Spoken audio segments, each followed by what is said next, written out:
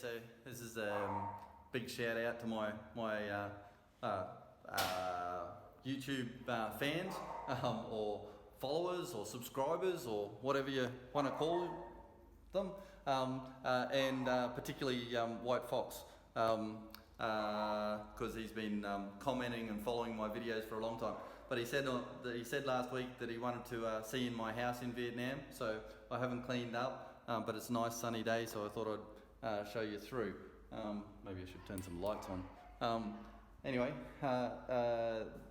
there's a few things with Vietnam that that are different and distinct when you're looking for a house. Normally there's an entryway into your house because you've got to put your motorbikes in the house. So this is actually my mum's motorbike. It's a three-wheeler for mum, but so because you bring your bikes into the house, so you need a ramp oftentimes. So we've got a ramp there. We put it down to push the bikes up into the house. So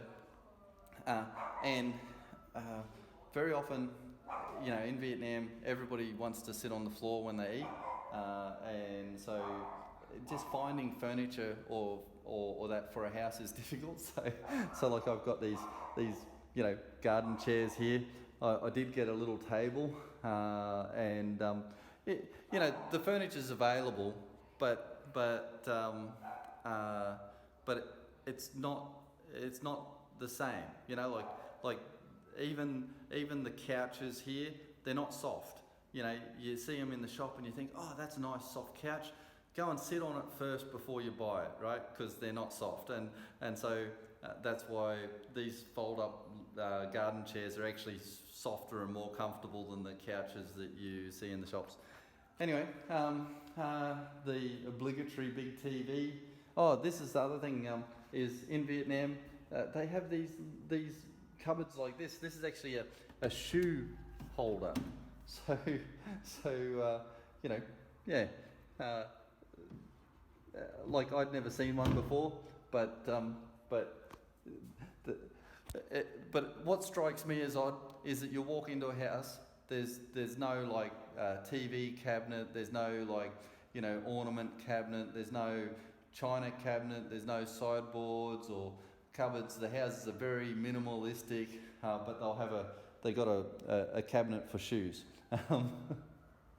And these are those brooms I was showing you the other day. They actually make from the rice.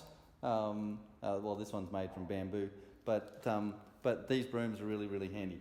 So anyway, now, and this is another thing that's weird, is they got this little tap, so to turn your water on and off, you turn it on and off here, and then that pumps up to the roof, and then it's gravity fed down from there to the house. So, and then there's another tap on the other side, on the gravity feed side, to turn the water off for that. Because if you wanted to do some plumbing work or one of your taps was leaking or busted or something, you got to turn off the one at the back of the house, because that's the gravity feed side down.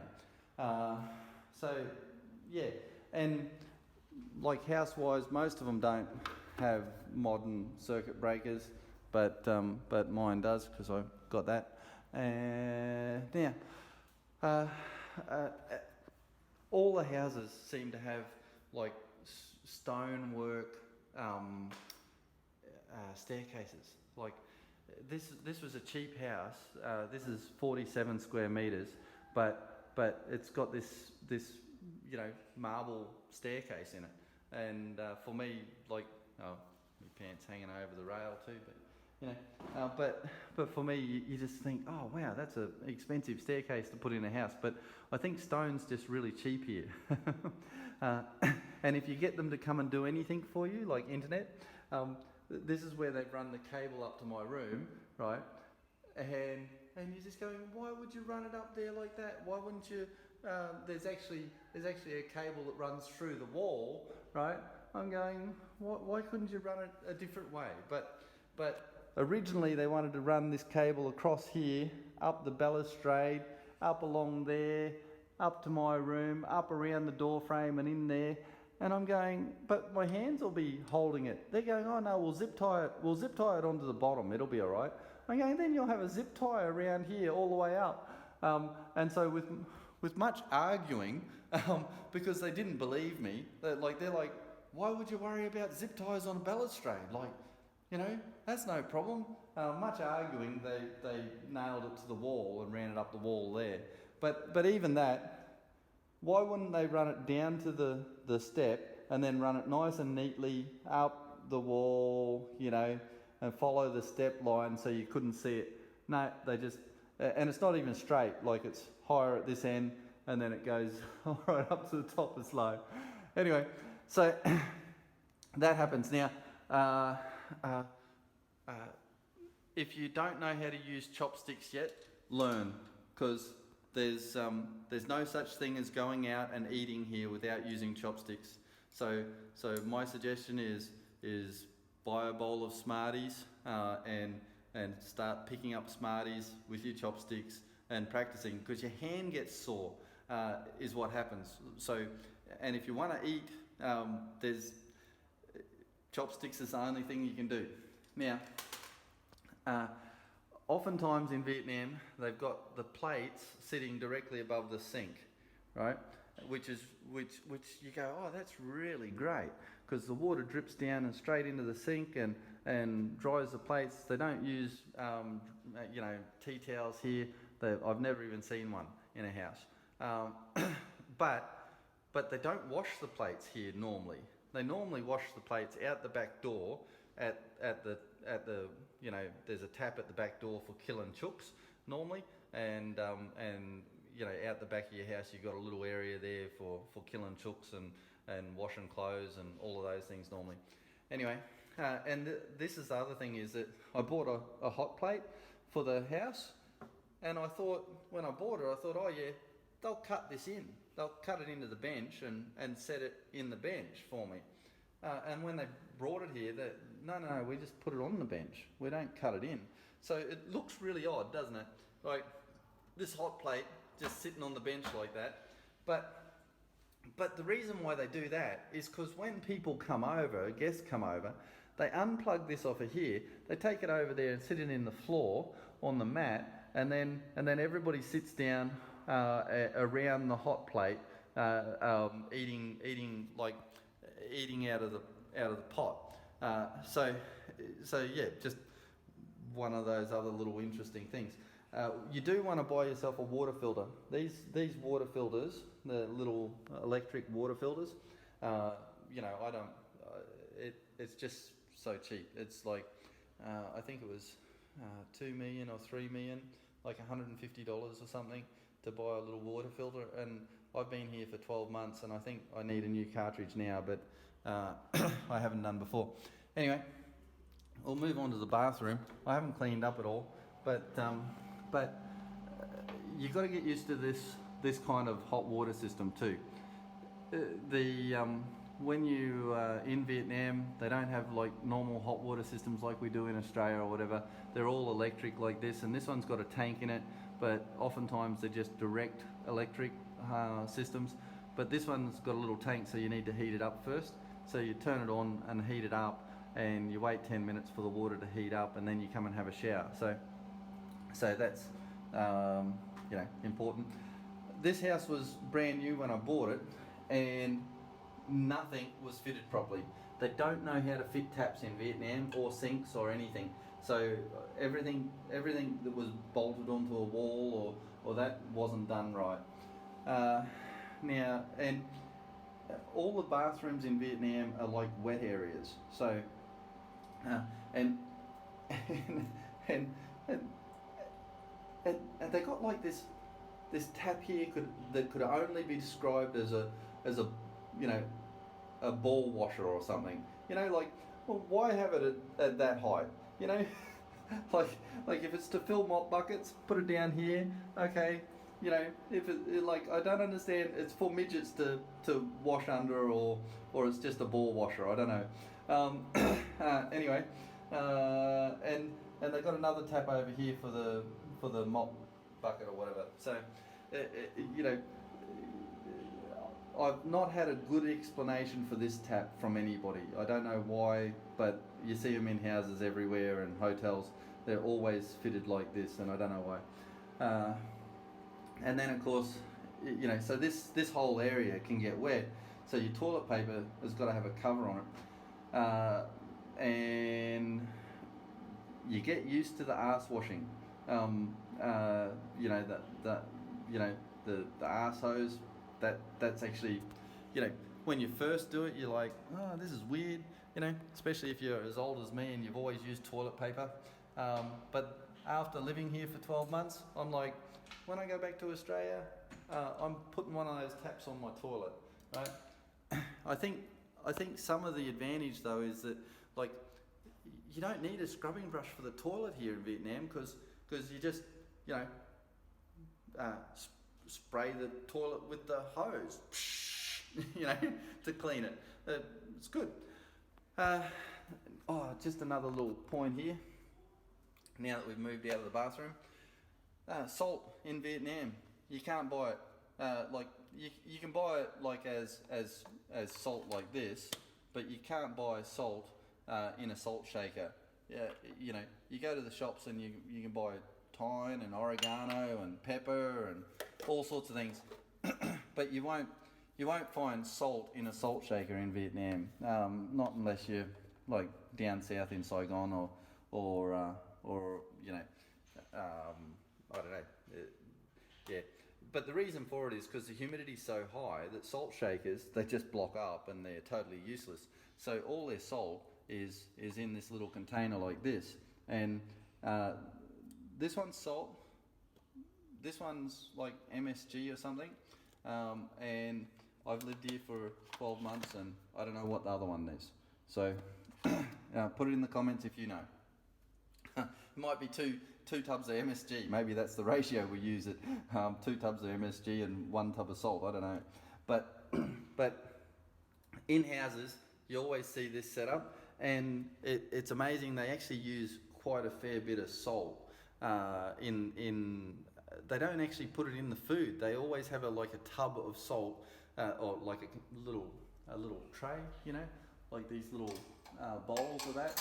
Here we go. Like they just put that and put, you know, a tablespoon of salt on it with some lemon and or lime and chili, and that's Moi Chang Er. So yeah. What else can I tell you? Under here, that's a big bucket of rice, right? So they do keep rice in their house. Anyway, this is my downstairs bedroom, which at the moment my mum's away, so it's the laundry area. Just nothing much here. You definitely need an aircon for summer, and you definitely need an aircon that's on reverse cycle for winter. This was the other little tap I was telling you about to turn off your gravity feed on your water. So if you turn off one of them, it doesn't turn off the water. You have to turn off, well, if you turn off the gravity feed side, it turns off the water. If you turn off the pressure side from the town, it only turns off the water up to the roof. So anyway, and this is my laundry out the back, which you probably saw on the video. And I think I'm the only person in the area that owns a washing machine. And it's a nice little area. We got all of this bar work here made for us for $5 million. So they came on one Sunday and fitted it all, built the roof and all the bars, put them all on for us for $5 million, which was pretty good. And this is, you know, our little area here, but all of the houses, you know, any house you go to has got like an outdoor area like this. You know, it's only very small normally. It's literally just to wash clothes, kill chooks and clean dishes. But they all have it. Anyway, so I'll take you back through and upstairs, because I've got a little upstairs bedroom. Yeah, security in Vietnam. Yeah, everybody worries about security a lot, right? But it's one of those odd things. They worry about it a lot, but then I've yeah, it's a little bit odd. I haven't seen that much crime, you know. So I think because here you go to jail or you get beaten up if you're caught as a criminal, you're likely to get beaten up in the street by the neighbours. Another little thing to point out is every house has got these photos, the wedding photos like this, and so I've put ours up there, right? But those wedding photos aren't taken on the wedding day; they're taken about 2 weeks before the wedding, and they're really interesting. When I make the wedding video, I'll explain all of that to you. This is my bedroom. Well, I probably should have made the bed before I brought people into my bedroom, but sorry about that. Turn on the light. Oh, my light's over here. Okay. So anyway, nothing particularly fancy about bedroom. Got a little makeup, table thing there, and the bedrooms are fairly small. If you go and buy or rent or that in Vietnam, the thing I'd say about bedrooms is that you've got to make sure when you're checking out the house, if it's got furniture, make sure that the bed mattress is soft, right? You definitely want to make sure you've got a soft mattress, right? Because in Vietnam, even though it looks like it's got a mattress, oftentimes the mattress is as hard as a rock, right? So, yeah. Anyway, that's probably all I can tell you about the bedroom. I mean, a house like this is actually a nice home. It's clean and got painted walls. In Vietnam, painted walls is not a thing, and this is more of a modern style 2-bedroom home, 47 square meters. I've bought all the furniture and put in it, but you could rent a house in this area that wasn't to this standard from 700,000. So what's that about? That's only like $60, but that's just one room. It's not a big 47 square meter house. So they start at about that, 700,000 per month, right? And up to, like to this standard here in this area, you'd probably rent this for about 1.5 to 2 million per month with no furniture, right? And the thing about rental is that in Vietnam, if you're renting a place, they normally expect you to pay 1 year in advance, right? So you don't rent month by month normally, unless you're in one of the cities that caters for expats a lot, and they're used to renting month by month. There's a house up the road from me, and it's pretty average. Like, landlords here don't do anything to houses. They don't, if you put anything on the land, you take it away with you when you go. Like, literally, people here will rent a block of land to people, and then people build big sheds on them, and then when their contract runs out, they unbolt the shed and take it away, right? So it's a little bit different like that, but in Haiphong, in the big cities, Hanoi, Ho Chi Minh, you should be able to find month-by-month contracts, and you'll pay more for that. But if you're on a really tight budget, there's certainly lots of places available to find to rent really cheap in Vietnam. Like up the road here, they're $1,500,000 for a month for just a studio. So it was basically this, but just the downstairs here room. So if you just imagine just to the kitchen, not that back bedroom, and then it just had a little upstairs bedroom, right? So just a 1-bedroom with a kitchen and toilet and then lounge area downstairs. And that's $1 million, so $100 a month. Not even $100 US, $100 Australian a month, so cheap. And then, but you do have to figure out how to pay power. So power and water is charged every month, right? And so if you can't speak the language, you'll have to ask the landlord how to do that, because otherwise they'll come and cut it off. But yeah, power and water is every month, and yeah, the locals are friendly. It's a great place to live. if you're in Vietnam, I live here, I'm married here, and I've got a daughter on the way, and so you know, if you're around, we'll have a beer. Like, comment, subscribe, share. I hope you've enjoyed looking through my house as much as I've enjoyed showing you through my house.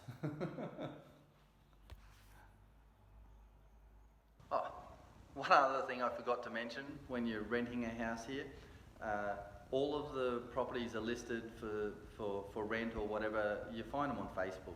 You just join a Facebook group for renting properties in Vietnam and in the area that you're in, and you'll find one. But they're all listed with the number of square meters of the footprint of the house normally. You know, like, so not the upstairs or that. And then they'll say how many floors they are, or whether they're just one floor. Now Google Translate will get that messed up, and there's a word for like a studio with just a little bedroom up the top, not as big as mine where it's a whole bedroom, but just literally a bed, right, up the top, and they call them like a schoolhouse. They're normally for kids that are come in from the country, and they're just renting one room, kitchen, toilet, shower, and a place to sleep. But when Google translates that for you, it translates it as a 4-level house. So that's interesting. But importantly to the locals particularly is how wide the block is, right? So and it doesn't sound like something you'd worry about in Australia, but some blocks of land and some houses that you rent might be 3 meters wide or 2.5 meters wide, right?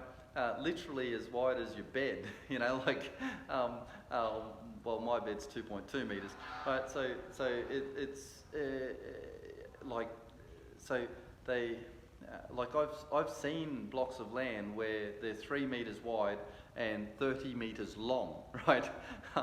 So in Vietnam this is quite common, so that's the 3 numbers you'll see, right? You'll see how big the block of land is. You'll see how wide it is normally, right?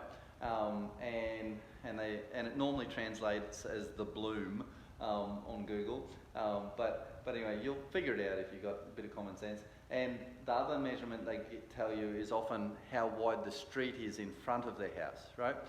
And like when I first got here, I'm like, what? Why would I want to know how wide the street is? Like, surely it's a street's a street. No. Some of the streets are just wide enough for the motorbike handlebars to fit through, right? And you don't want to be living down one of those streets because it's a pain getting in and out.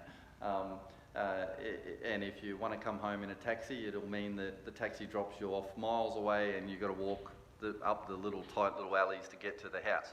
So like my street here's got 4.5 meter wide street here, so you can get you know, like trucks. I've seen like little dump trucks come down here, and cars, and they'll actually put on the ad whether you can get a car like a Morning, which is like this tiny little car, like a really small 4-seater car hatchback, or they'll put on the ad that you can get a 7-seater to the premise, right? Or a truck, right? So when you're looking for properties, that's how they describe them. They describe the meters, they describe the frontage of the house, like how wide it is, right? And also how wide the road is. And then they'll say things like how near the markets are, or those things. You know, I don't go to the markets all the time. My wife does that, so that was never that important to me. You know, I've mentioned on other videos, you definitely don't want to rent a house underneath one of those speakers, right? So you want to come and look for those speaker things that are blasting out. Getting internet put onto your house is cheap, pay TV's cheap. Like, they've got like a lifetime subscription for the pay TV here, and it was like $100, and I never ever have to pay again, so I just did that. But otherwise you pay like $22,000, about what's $22,000? $1.50 per month, right? But I just couldn't be bothered getting $1.50 out and giving it to them every month, and so I'm going, look, just sign me up for the lifetime subscription, will you? And I don't even know whether it was $100. It might have been cheaper than that. Might have been 80 or that. But anyway, pay TV is cheap, so that's why everybody uses that. And your internet here is cheap. I actually don't know that I've had an internet bill here, because I think it was another thing with the pay TV where we just paid once and we've got internet here, and that. They don't have landlines. So normal like landline phones, they just never did that. Everybody's got a mobile, you know. Why would you want a landline? So that's, I think that covers pretty much everything you want to know about living in Vietnam. Oh, and you'll need to get a motorbike, because you can't get around without one. Other than taxis, but unless you can speak the language, taxis are really hard to find when you're not in the big cities. Just to call them and talk to them and tell them where to come, right? And so if you're in a hotel, it's fine, because the hotel will call them for you. But if you own a house, all of a sudden, it's a problem. So now you can buy a brand new motorbike here for about $1,000, just for like one of the Chinese ones, like brand new. And so don't bother renting them, right? You just buy one. Now, it could be a little bit problematic if you don't have a residency card when you buy it, because you can't put it in your name, because you have to register it the first time. Motorbikes, they only pay a one-time registration when you buy it, and then you get a piece of plastic card that says this is your motorbike. Don't lose that, because that's your proof that bike belongs to you, because they don't ever transfer registration, right? So if you sell the bike, or if you buy a second-hand one, you want to make sure you get that little plastic card that is the registration for that bike, because that proves that you own it, right? Now, so when I got here, I bought a brand new Yamaha for $1,300 Australian, and it's been going good. You know, that's what I use. Oh, driver's license, that's what I was going to say, is international driver's license is what you need, and but the local police, they can't read English most of the time, so make sure that whoever you get it through has a Vietnamese translation, and make sure you carry that with you in your motorbike. And you'll need to carry your ID or your passport with you all the time, right? If you're traveling in Vietnam, if you get stopped by the police, they'll want to see that. And if you go to a hotel for the night, you need your passport. They won't check you in without your passport. So even me living here, right, because I'm a foreigner, when I go to a hotel, they want to see my passport. And they take it. They hold on to your passport while you're staying there for the night. So with the motorbike, get the international license, but then when you get pulled over by the police, you know, normally they'll find some reason to try and say, hey, there's some problem. You know, even though your international license technically is legal in Vietnam at the moment now, a lot of the police don't know that, and so that's where your Vietnamese translation explains it for them. But they'll still probably say there's something wrong and you have to pay some money. There's a few strategies for that people like backpackers and expats and whatever try. You know, my brother-in-law's a cop, so for me I just go, hey bro, these guys pulled me up again, and then it's all good, right? But if you don't have a brother-in-law that's a cop, then you're probably going to have to pay some money. If you're driving a car, it's like $500,000. If you're driving a motorbike, you pay $200,000. That's the normal kind of thing. And why do you pay that? Don't know. Were I drunk? No. Was the motorbike, you know, got a problem? No. Did I break some law? Well, maybe. You know, like traffic offence. I don't know. But they're gonna find a reason to charge you some money. And over here in Vietnam, if you argue with them too much and they start loading your motorbike into a truck, right? At that point, you need to pay whatever money that you have to pay, because they take your motorbike off you for a month, right? And then when you come to pick it up, you have to pay for the storage, then you have to pay the fine, right? So if you don't agree to pay whatever the price is that they're asking for in the meantime, now oftentimes as cops here, if you're a foreigner, they'll start out asking for 2 million or 3 million or something, because they know that's a small amount of money for you or me. But when a day's work here, like a day labourer, only earns like between 100 and 300,000 for a labourer for the day. So like 200,000 is a day's work, right? So don't get suckered into paying a lot more than that. Anyway, yeah. So that's driver's license. Oh, a lot of subscribers and that want to be teachers when they come over here.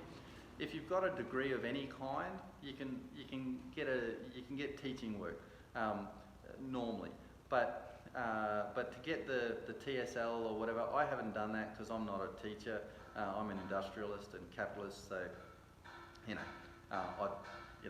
people tell me to come over for dinner and then they rope me into teaching their kids. But I was there for dinner, not to teach their children. So that stuff happens.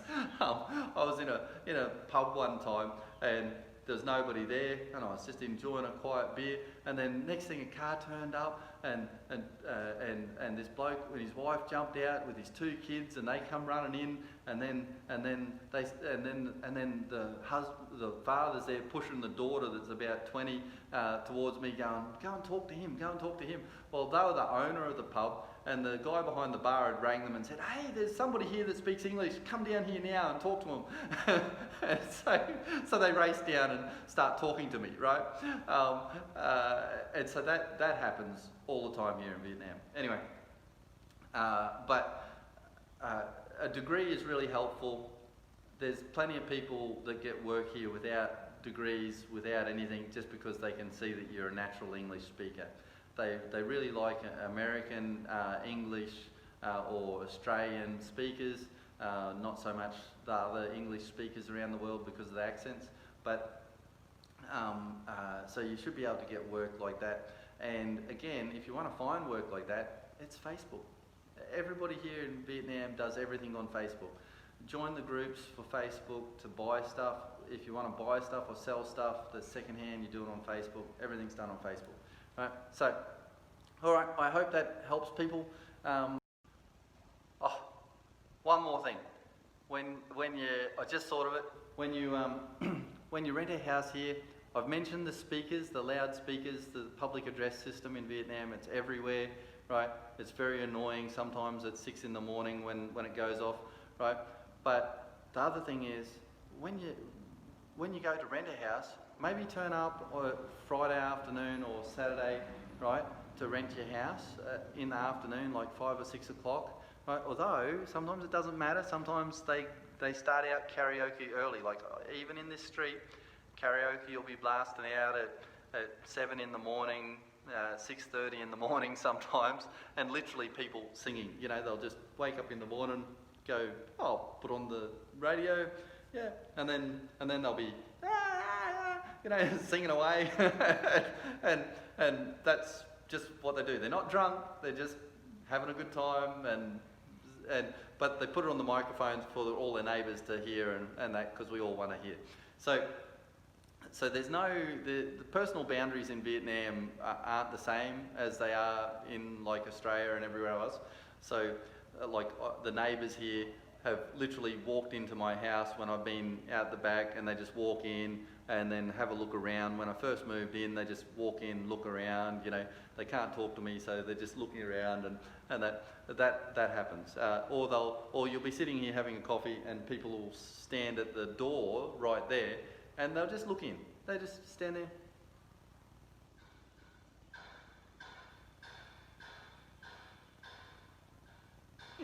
That's literally like that, but not for like 10 seconds, that'd be awkward, for 3 minutes, and one time my brother-in-law and I was sitting here and I'm saying to him, well, what are they doing? Well, don't know. Like for him it was none of my business. Like they're standing outside, they're not in our house, and I'm going, yeah, but they're just standing there looking in my home. looking at my TV and my fridges, and when I go out, maybe they're going to steal them. I don't know. But he was like, no, they're outside. It's no problem. So that happens. So boundaries and stuff are different in Vietnam. But some like houses that you go to rent, it'll be in an area where people are just blasting out music all day long, right? Or there'll be like a timber mill, like down the street here, in the middle of the residential area. There's a timber mill workshop, right? And they're always working with big cut-off saws from like 6 in the morning. So don't rent the house next door to them, because as much as you might think that you're entitled to a quiet, peaceful home, in Vietnam, any noise generated in your home belongs to the whole community. They don't care. Okay, so it's just a different thing. So if you want a quiet place to live, you need to check that out before you rent the place. And because you've paid a year in advance, you might have trouble getting out of that deal with your money back if you want to move, if you find out you want to move. So definitely go and check out your property a couple of different times, before you decide to rent it, right? I definitely go there a few times. And for me, I was lucky, this little cul-de-sac, and this little cul-de-sac, everybody was friendly when I came to check it out. They all came and said hello. They let me walk up through their house to see on the roof when I was because I'm a roofer, I wanted to see the roof, Anyway, not that I'd ever fix the roof. I've never been on the roof here, and it leaks. But anyway, so definitely check it out for noise. Yeah. And I mean, like, saying all of this stuff, I'm just pointing these things out because they're just, everything I've pointed out in this video is like just something that's a little bit unusual for Westerners. It's not a problem. But what can happen is that if you move here, you can get overwhelmed with all of the unusual aspects. Like literally everything is different here. You eat different, you sit differently, you talk differently. All the customs are different, and you'd expect that, right? You're coming to a different country to enjoy their culture, not to change it, not to be here and go, oh well, you should have do things the way we do them or something. That's not why you're here. So it's all good, but there's a whole bunch of those little things that if you know what's going on, it makes it a little bit easier to get through. So that's what I tried to cover off here, and I hope that helps somebody. Put it in the comments. Add your little tidbits and your experiences if you do come over here, and certainly look us up. I'm in Hai Dung, or if you're from down south, it used to be Hoi Yung. And we can have a beer. All right, see ya.